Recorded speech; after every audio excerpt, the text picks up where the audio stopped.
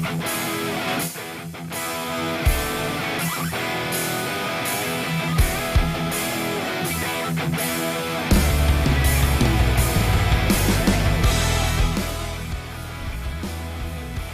everyone and welcome back to Talking Tents, where we're going to talk to the who's who of sim racing, get to know a little bit more about them, and then put them to the challenge of surviving a couple of laps at Oran Park. A couple of weeks ago we chatted to Kevin Ellis Jr. and today we're going to talk to a former teammate of his and someone who has competed with him fighting for the championship of the just concluded 2022 Porsche Tag Heuer Esports Super Cup. We're joined by one of the newest members of Koanda Simsport. It's Zach Campbell. Zach, you're done with the World Championship season. How are you feeling today? Relieved. I am glad that the grind is kind of over for now, and that we can kind of continue and focus on other things.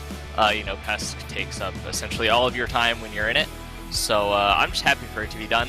Looking forward to the next challenge, and really looking forward to a reset. I felt like I made just too many mistakes this year, so to be able to just kind of have this reset, have a little bit of time off, analyze, be able to just kind of tell what I need to work on is, yeah, I am so happy to have that time back. We'll talk about 2022 and the future in a bit. Let's start, though, where it all began. Let's talk about your roots. And very similar to Kevin Ellis Jr., you started as a oval racer, more on the IndyCar side, and now you're a race winner in the Porsche Tag Heuer Esports Super Cup. How did you get started with iRacing? How did things really progress from the start of your journey?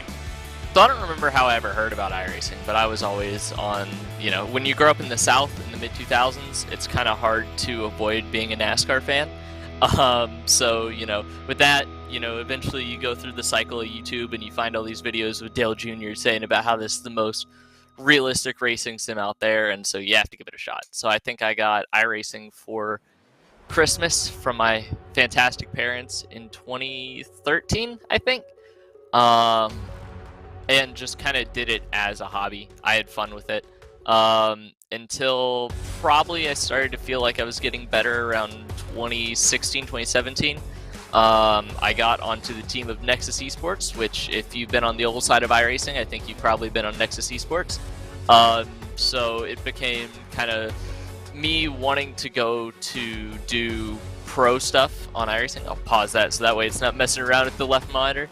But kind of going around the pro stuff and being able to hang out with guys that eventually went into Coke, like Steven Wilson was my teammate, Graham Bolin, Nathan Lyon, Kane Cook. It was a group of like 20 of us that absolutely ruined the entire oval side of iRacing for a solid year or so. Then I kind of got a little frustrated with that. Obviously I wasn't, grew up as a NASCAR fan, but never really was super into it after around 2012, 2011. Always grew up gravitating more towards the IndyCar side of things. So I started to get into that, started to get into the IndyCar community, and met up with guys like Michele Costantini, and eventually kind of me and Michele used to go back and forth in these SOF races, and then eventually he invited me to his Discord one day, and Kevin was there, and I think after a few months of chatting, I think Kevin just liked me for some reason, and then I got a spot on Apex somehow. I think that's about how close it went. Never really took it super seriously until 2020 with the pandemic and everything. I didn't have anything else to do. Started to take it seriously, made PESC, and now we're here. And of course that happened in 2021, but before that it's not like you weren't competing at some level, part of Team i5G trying to win the iRacing Indy 500. Let's talk about a bit of your time with them, because I can tell now from first-hand experience you guys like to have your fun. Yeah, no, those guys are fantastic. Those guys have been, my friends for years and years and years. I've been around since kind of the start there. I know 2019 I missed the iRacing 500 because I was karting that weekend.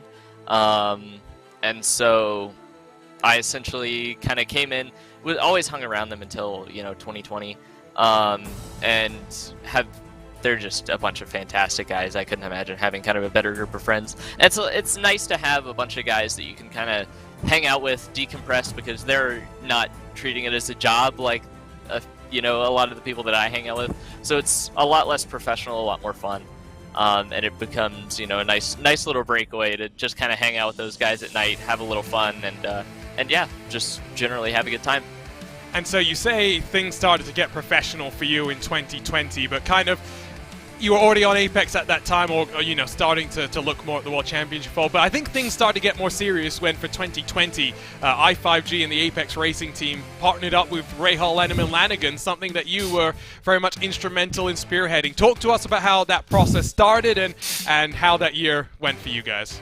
So that was a great experience. That was during the kind of biggest part of the pandemic. So it was mainly a deal that kind of throughout the IndyCar thing that they did with the real life guys through 2020, we ended up kind of coaching a lot of guys because, you know, they look towards who's the best on the sim in the IndyCar. And so, you know, they kind of gravitated towards us. So I ended up working with Jimmy Johnson at the time, Scott McLaughlin, and then eventually that kind of led into helping out the Rahal, Letterman, Lanigan guys. And that year it was Graham Rahal, Takuma Sato, and Spencer Piggott that were driving that year for them. So being able to kind of work with them, and then they really kind of came to Brandon Trano first, and then I kind of came in because Brandon had work, because, you know, he had a job and I'm a child, and I didn't have anything to do. So I, you know, worked with them, helped them out with Brandon and everything.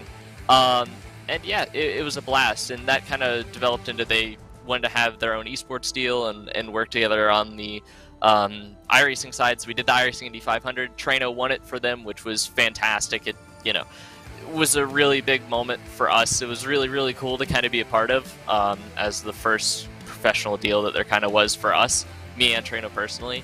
And then kind of working that partnership into the Porsche Tag Heuer Esports Super Cup the next year was huge. And I'm still close with a lot of guys over there, a lot of guys who engineer on those cars. So it's a great partnership, and I was really happy to see it bear fruit in the way that it did. Yeah, it started from, you know, a one-off deal to then a full-blown effort, combined effort for 2021 when you raced for them in the Porsche Tag Heuer Esports Super Cup. Let's talk about your first taste of World Championship action. What was that like? The level there, the amount of practice. Was there anything that kind of surprised you? Yeah, the work ethic that you have to have kind of surprised me. I put in way more hours than I think a lot of people do for these things. And so going into Pro Q in 2020, I think I put in 30 hours for the first race at Okayama of all tracks, which is not a track you want to put in 30 hours in.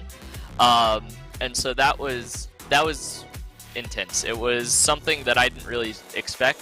I know me and Dane were just talking about this after PESC yesterday, and that Pro Series is so much harder on your mental strength than PESC actually is. So when you go through Pro Series, especially that year, because that year you had to do the SOF races to qualify for the Super Session, to do the Super Session, which counted for your points. So you were doing 5 races a week in 3 days, and you really only had 2-3 days to practice in between. And so that year was especially tough. So I ended up putting in 20 hours a week. And it was tough. I mean, it kind of was a wake-up call to how much effort this does take and how much like mental strength really applies. So obviously I won the first race at Okayama. I thought I was the best driver in the world. No one could compete with me, except Charlie, of course, because Charlie was insanely quick. And so that Pro Q was so much fun. I mean, I look back on it, and really the SOF races were a lot more fun than the Super Sessions because there was less pressure. So that ended up, I mean, we talked about it yesterday. It became the Pro Q of me on Apex, Charlie, who was on SimRC at the time, and Ianchin Guven, who was on Coanda at the time.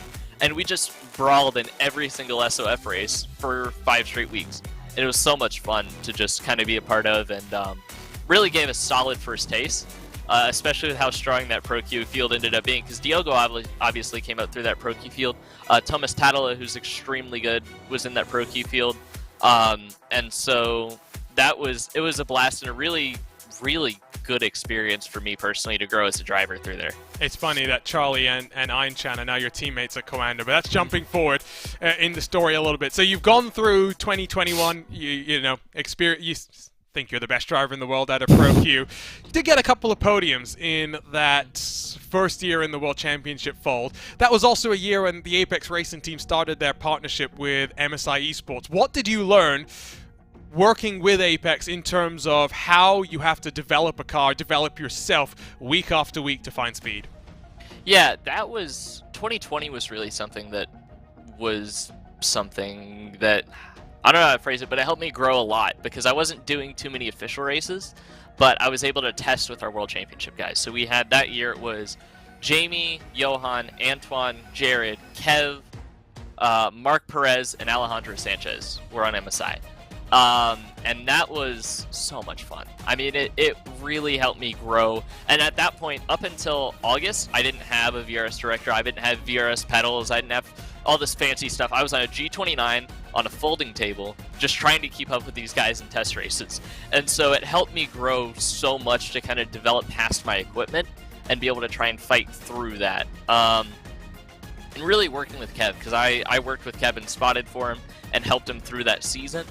And that became something that really helped kind of shape me for that Pro Q and really helped me develop my own skills and become a lot better driver, really just working with him and really just learning from him because he's one of the best in the world. I think that year our setups up until we got with MSI, they were not up to par at all. I remember at Donington, we were all sitting there when Josh posted, because Josh did the Porsche Cup data packs for VRS at the time. So Josh posted his data pack for Donington, which was round 3, and it was quicker than anyone on the team was running. And so that became quite the issue. And that really just kind of was almost a trial by fire because it was the story of 2 seasons, you know? We went from really Apex not being close to the front, like, at all. I mean, you'd see 1 or 2 races where they were really close, to Kev having, like, 10 top 5s in a row or something ridiculous towards the end of the year. So it was a great learning experience and how to kind of develop a team and really bring it to the next level. And that's a season that really just working with them really has kind of stuck with me for a while, because that really was able to show how much a team can grow just within 1 season. It's funny you're talking about all this growth, but as you come to the end of that first year in the World Championship, you start to look to pastures new, and the opportunity to join a team like Coanda presented itself, and you took it with both hands. What was kind of going through your minds when you were thinking about if you wanted to make the change happen? And I guess it's a silly question to some, but why Coanda? Why not? It was kind of, we ran into a situation where I guess when I got to the World Championship, it kind of just wasn't what I was expecting, kind of working with the team. There started to be just some hint of me not wanting to kind of be a part of the environment it was becoming. And that's not to say they're a bad team or a bad environment, but there were kind of just some things toward the beginning of that year where, you know, I was pushing as hard as I could, and obviously there was some drama with, you know, brake dragging things that had come into the fold. And I kind of just began to look elsewhere because really and truly I don't think after the kind of first part of the year I was too happy. But, you know, I stuck out the year. I'm still friends with all those guys. They're all great people. But I needed a change personally because I felt like I could not perform at my best there. And, you know, I feel like there's never a large amount of time you can be at your peak in sim racing. And so I felt like at that point it was time to make a change. You know, I was friends with a lot of the Coanda guys at that point. Or I'd like to think we were friends. Me and Charlie had been close since Pro Q. We'd talked throughout the PES season that year. Mac Backham had always been someone who, you know, really talked to a lot, talked to every week. And so that kind of became something where it was like, hey, there's an opportunity here. You know, maybe if I just kind of submit my name in, you know, because the top teams, typically no one switches between, you know, you have really your 4 teams in PESC, which are Coanda, Apex, Red Bull, Redline, and you don't see a lot of change between them because it's so rare. And I think having me and Jeff do that last year was really just kind of a huge change between how it had been the last few years. Typically they'll bring new drivers in, but hardly anyone swaps between the two. And really I was just kind of looking for just a new environment. And it became a really big deal for me as, you know, maybe I have a shot here, and to be a part of such a winning organization with such a history and such a great culture it became something that, you know, I cherished for quite a bit. And just the fact that they even accept me was was almost a dream come true in this space. And I don't mean to keep firing through, but we have some topics that you and I both want to discuss, not related to your past and your future to some degree as well. But yeah. So I'm going to ask you, what was the second half of 2021 like? You finish up your run with Apex with a run in the SCO Sprint Masters. I think closed that off with a victory at the Nürburgring as well. But then, for much of the second half of the year, you're not doing much racing. You dabble with Assetto Corsa Competizione, doing some of the SRO esports. Well, attempted to do an SRO. Attempted, yeah, it didn't go too well. Yes, SRO esports event. Helped out then with Virtual Le Mans, not as a driver, but on the pit wall. What were you doing in that second half of the year? How much were you learning from being in this new environment? So I think, to be honest, I wasn't doing much because everything was kind of scheduled out for everybody for the last half of the year. Obviously, going to Virtual Le Mans was one of the best weeks of my life. Being with the guys in the esports hub, being in Gronau, and being able, it was my first time overseas, first time in an airplane since I was 4 years old. So it was a fantastic experience, not only just within the industry, but just in life in general. Just really, really awesome experience to be around those guys. But throughout the last half of the year, I wasn't actually doing too much driving. I was a reserve for Virtual Le Mans, so I practiced with R Factor 2, helped the guys out where I could there, but really was focused on myself. And so really I didn't get to run too much with the guys and really get integrated into the team environment until PESC earlier this year.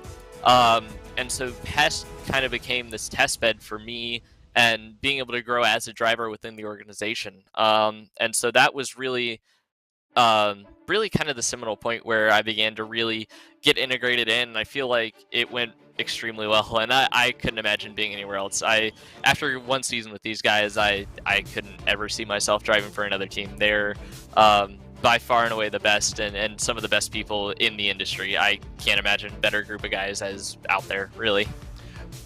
I'm not shocked to hear you say that. I am shocked, though, to hear you say that you really weren't doing too much in the off-season to learn, because, of course, 2022, when we started the year off, I told you, look, you're on Coanda now, you need to be thinking about the championship, and you kind of downplayed your chances. You were saying, look at Charlie, look at Dane. But you were the best of the Coanda drivers this year, finishing 4th in the Porsche Tag Heuer Esports Super Cup. And we'll talk about the season a bit, but I want to talk about the mentality that now you have being part of Coanda, where 4th is a disappointment. I think going in, it's a little weird because last year I was pretty solidly behind Kevin Alejandro in testing at Apex, but I felt really solid in my pace every week, and I finished 8th in points. I had a few different podiums throughout the year. I had a pole. I felt pretty solid, but it wasn't enough to be, that race-winning confidence that you do need in PESC. So I kind of came into the year, and then I'm thinking, well, I think Charlie and Dane are quicker than me on raw pace, especially. They still are. They're two of the quickest guys out and out in the sim, period, end of story. But really I came in, and after, I kind of downplayed it because I wasn't really a guy coming into the year that worked off of confidence. I didn't feel like confidence helped me at all. I feel like confidence turns into arrogance really quickly. And I didn't really kind of grasp how much confidence you need. And so after, really, at Hockenheimring, we had a big advantage in qualifying because we were brake dragging for 3 laps while everyone else was still on the 2-lap thing that everyone was doing in Pro Q.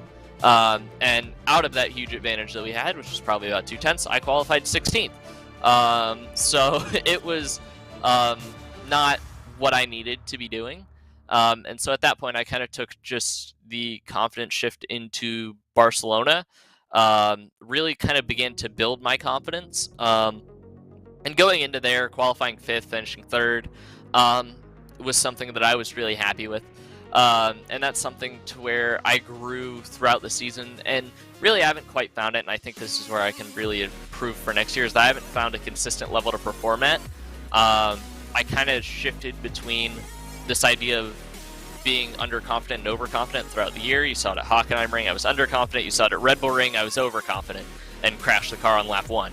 So I just need to find a consistent level for myself to perform at. I need to figure out kind of where I'm happiest, because you saw the races in between those mistakes were really, really good. I was on the podium, I was winning races. So I just need to kind of get back to that, be able to just find what I can do, because I'm still new with this. The bottom line is I really started to do this professionally in 2020. So, and I think I have less than 300 official starts on road. So it's something to where I haven't even really kind of scratched the surface yet. And I think throughout the rest of the year, I'll probably just try and do as many races as I can, because the bottom line is that I need more seat time, and I need more time in these races. So I think, that's just going to have to be the bottom line for me, is that preparing myself mentally just to have that confidence is going to just provide huge dividends throughout the rest of the year. Hey, Monday Night IndyCars is always there. So it's true. You kind of answered some of the questions that I was going to have about the season this year and kind of what you learned from it.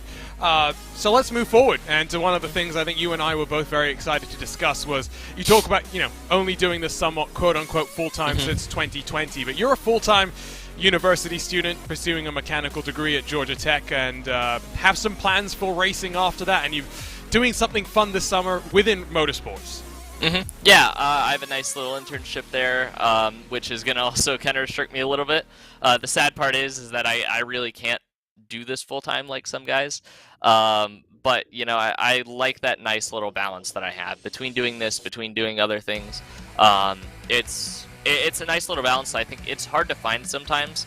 But, just being able to kind of work on my degree and then also have these opportunities with working with real-life manufacturers, real-life teams. It's really not only helping my knowledge base for real life and what I want to do in my career, but it also helps in sim racing even, learning these processes, learning different things that real-life teams and real-life manufacturers do that I can integrate into what we're doing at Coanda. And so being able to work that in, working with some really good brands and things has been a treat for me personally, and something that I think moving on to the end of this year and into next year and into the year after that with my degree, that I'm really looking forward to personally. So I guess I have a two-part question for you here, which is, one, do you think that right now you would want to do full-time sim racing?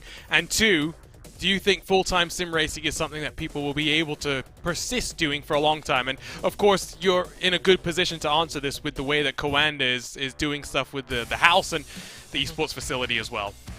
I think if you breed a culture where you can really focus on doing it full-time, I think there's that possibility. For me, I think that's yet to be determined. I look at it as, I don't think we've seen guys age out quite yet. And you haven't really seen more than 15, 20 guys just in the iRacing sphere. Now, I'm going to be self-admitted in that I don't pay attention to the R Factor 2, I don't pay attention to ACC, I don't pay attention to F1 Esports. But I think you haven't seen more than 15 or 20 guys be able to earn a full-time living off this where they can go out and live on their own. I think it takes a special set of circumstances and really special people to be able to do it. And I think at Coanda, at probably Apex as well, I don't know too many other guys' situations, but I think those two teams, from what I've seen, have the ability to do this full-time for years and years and years on end. Do I? I think it's yet to be seen. I think there's some people that would like to see me do it full-time. I'm still unsure. It's not something to where I feel like I can be too stable with it full-time. I think I need to be a little better, honestly, to do it full-time. But I think the possibility is there. I think it's yet to be explored too much. So I think these next 2-3 years are really going to make or break whether guys can do it full-time for an extended period of time. Now, you say you don't pay attention to the other simulators, the other platforms, but in today's world, right, where there's big money across the platforms, it's not just centered on one. Do you think there is something to be said for those who are adapting across the different platforms? Something that we see, for example, in the VCO Esports Racing League? I think so, and I like how you got your plug in there. Had to. But I feel like that's where the future is, because I think I've said it a lot. There are a lot of stupid business people in sim racing. There are a lot of people who don't know what they're doing. Yep. And so hedging your bets, and that's not calling out one sim or the other, but when you look at things, you have to be aware of what you can do, who's making the best decisions, and sometimes that shifts over time. Sometimes one sim may be the best. One sim may have a certain stock price one day, and then it falls the next day. And so you have to take looks at these things and become really in tune with the business side of things, because I think it's important to be across several different sims, because there are high prize pools on all these sims. To make money, you have to run different things. You have to be adaptable. I do prefer staying with iRacing, but throughout last year I experienced a lot of different sims, and I like some better than others. I think some are fun, some maybe a little bit less so. But I think you can't determine that. You have to look at if you're going to do this full time, especially, you have to look at what makes you the most money and who has the best support. Doesn't matter how a sim drives, in my opinion. You're going to have to drive it no matter what. So I want to branch out and build my skills, because I feel like my adaptability isn't where it needs to be right now. And so I think I really want to take a look at rFactor 2 and ACC, continue with iRacing, continue getting better at iRacing, because I feel like that at the moment is the best platform out there, esports-wise.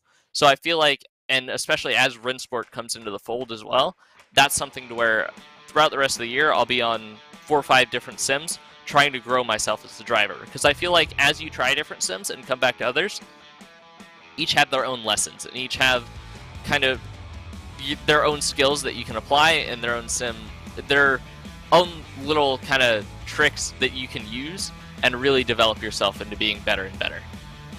So with all of that said, I'm going to ask you, what do you see as your trajectory and your, I guess, don't want to call it a career, but your timeline in sim racing? You've been seriously now doing this for, what, 2.5 years? You've talked about your internship this summer, graduating in 2 or 3 years. You're going to stick around esports for that amount of time and then maybe take a step back like your teammate Jeremy Bouteloup's doing? Or do you see that you can maybe continue to do this on the side while you step into the professional world? So I have no clue. To be honest with you, I really have no idea now. The last year and a half has been very structured in what I'm running, when I'm running it, how I'm doing it. So from PES last year to SEO Sprint Masters to helping out with eNASCAR, it's crew chiefing Mitchell DeYoung, to doing virtual Le Mans, to back into PES. And now after this, I really kind of realized a couple weeks ago I had never considered what I was going to do afterwards. You're so entrenched, especially when you're fighting for the championship, you're so entrenched with everything that's in there, and everything that takes. So now that we're kind of out, I have no clue what I'm doing over the next 2-3 years. I'm going to do what I am told to do, what my time can manage. I'm having more fun than I ever have doing this. So I think being able to come in and hopefully do more and more is going to be better, but once again, I have to balance that with my degree. So we'll see how this kind of evolves over the next 2-3 years. I don't know what I'm doing. We'll figure it out, but hopefully you're going to have a lot of fun on the way. I guess that's one of the good things about having like Philip Stamm there as well to kind of direct you and point you. You focus on the driving, he'll deal with all of that stuff behind the scenes. Yep. You mentioned as well, playing it by ear. One thing that I know you have expressed is maybe an interest into, now that you've sat on the pit wall for your teammate Mitchell DeYoung in that eNASCAR Coca-Cola iRacing series, to maybe have a crack at it yourself and go back to your roots. Is that something you're looking at for 2023? Because I have to assume that next year you are going for the championship, and balancing that with the start of the qualification run, which is it's a slog, right? You're going all the way through the year, basically. Is that something that you think you can feasibly do? Well, the thing is that I thought, coming into Coanda and being a part of it, that's just one more plus with the team, right? There's a NASCAR side to things too. There are guys, I've known Bobby Zielinski for 5-6 years. I've known Mitchell DeYoung for now like 2-3. I've known these guys for forever. The only issue with that is that as soon as I began, crew chiefing Mitchell for Coke, I realized it wasn't for me. Immediately, I was like, nope, this is going to be way out of my depth. I do not want to do this. And so it became a situation where I'm crew chiefing Mitchell, and I am perfectly content doing that. I don't know if I'll ever do NASCAR. I don't know if I'll, want to do it in the future. But like right now, I am perfectly content with where I'm at, and I think that is something that maybe I consider in the future. The little redneck in me might want me to do it, but no, I feel like right now it's definitely not in the cards. Well, I'm trying to keep it short with this new format, so we're going to wrap things up for our main chat there, but it's time to do some fun things. Before we get to the driving part, which we'll have a bit of a disclaimer first, we get the turbo round, so you get 60 seconds on the clock. You have said that if there's something you don't want to talk about, you will tell me to pass. That is fine. We've got 15 or so questions. You get 60 seconds to answer them. Kevin got through 11. Are you ready to try and beat him? I'll try. I'll do my best. All right, so I'm going to start the clock, and I'll start with the first question. What's your favorite pre-race meal? Nothing. I don't eat on race mornings. Favorite car to drive? None of them. Favorite track? Indianapolis Motor Speedway. Your favorite race to watch in the real world? Indy 500. The favorite race that you've been in, sim racing? Pesks Interlagos this year. The worst race you've ever been in? 24-hour Le Mans 2019, ran it with ERT. I think I was out by the 6-hour mark, and Xfinity was out for 5 hours. Favorite teammate? Philip Stam. Favorite real-life series? IndyCar. Your first major win? Pesk Interlagos this year. First World Championship race? Pesk Interlagos 2021, finished 4th, started 15th. Your fiercest rival? I like to beat Kev because he was kind of my mentor, so we'll go with Kev. Your worst fight with another driver? Out of time. That's a sensitive topic now. Yes, and that's so we'll leave that be. But there was some things that happened yesterday that were fun. See, okay. I wish we had time to talk about that because that's why I slipped the question in there.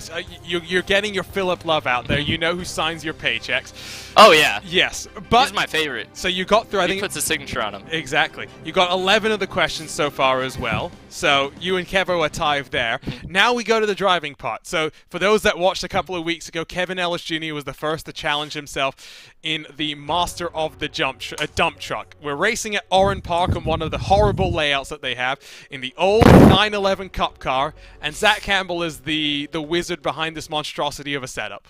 Yes, absolutely. I built this thing. Thing is certainly a statement. So just to give you a recap, I'm looking at the setup sheet right now for everyone. It's got 1 degree of positive camber on the rear.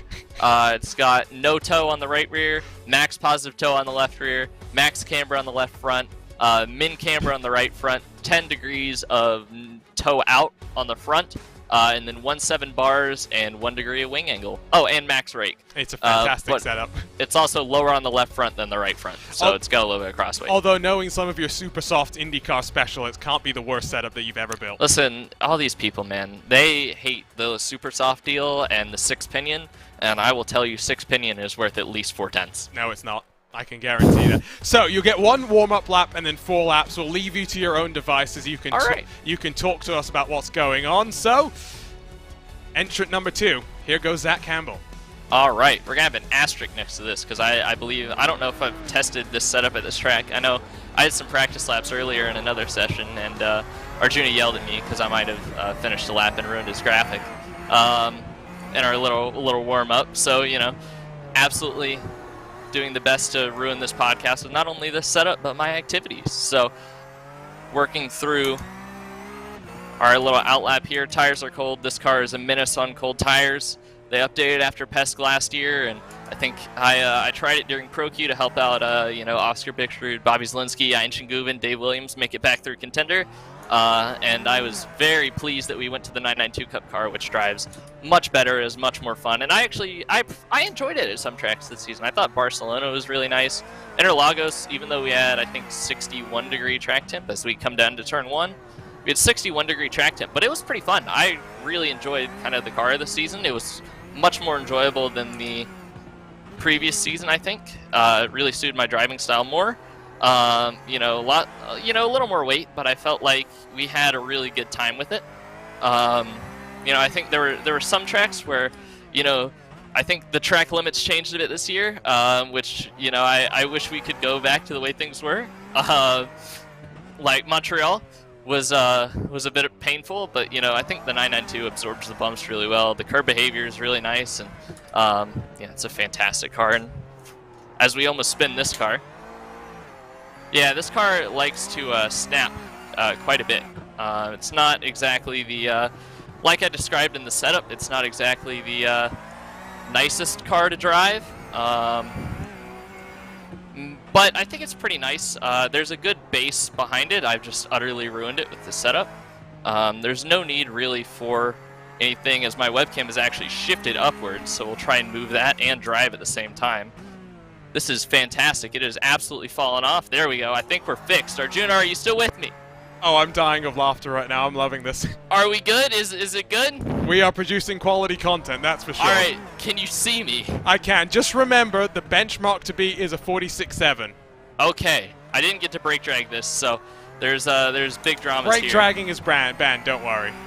I felt like that was not detailed in the pre-podcast briefing. I feel like I should be allowed to do it. I feel like it is not against the rules. It is not a nefarious tactic in any way when it comes to the Talking Tent sporting code. Feel like I should have signed a code of conduct, but you know, we're not here. We're here to have fun, you know. To come through here, that was the most horrific bump I have ever come across. Let's see, does it count if I get an off track? Yes, you get 1 lap after this, by the way. Oh, beast. Okay, I feel like Ayrton Senna right now. All right, there we go. That was a good lap right there. I think we're gonna crash now into turn 1. Yep, there we go. All right, so now we'll just drift this last lap. We don't really have to care. We already beat Kev. Yes, but like you said, there's going to be an asterisk next to this because you built the setup. That's fair, but I tested Daytona short. I feel True. like I feel like I should be okay here. No, you still get the asterisk because we did. You remember what happened a couple of weeks ago? What happened a couple of weeks ago? After Please the iRacing Indy 500. Oh yeah, I just showed up and I was like, "Yo, do you want to host a session in this?" And then you did. You spent a whole 8 cents on me, and I really appreciate it. We had some fun. We had a lot of fun. As Let's see. I gotta say, this is by far the best content ever produced in sim racing. I have an idea. Hold on. Oh boy. Oh boy. Yeah, there we go. All right, we're done now. We are definitely done. All right. I'll bill you for the repairs. How about that? All right, sounds good. Well, so I mean, you were talking a lot, but that looks fun at the same time. Yeah, as I'm trying to adjust my webcam back after it fell. There's my left monitor, guys. I can't exactly get it back into the right spot, so we're just going to do our best. We should have made you drive just on that, looking to the left. Yeah, probably. Yes, no, that would have been fairer. But, Zach, thanks for coming on. Thanks for talking about your past. Thanks for talking about the future as well. Always good to hear thoughts about not just where you've been, but where you think you're going, where sim racing's going as well. 4th in the championship this year. Let's see what 2023 will hold for Zach Campbell. But for now, that's all we've got time for on Talking Tents. We're going to keep these as short as possible. 40 minutes is hopefully our max. Thank you for Zach Campbell, for the Coandis Esports team, for joining us.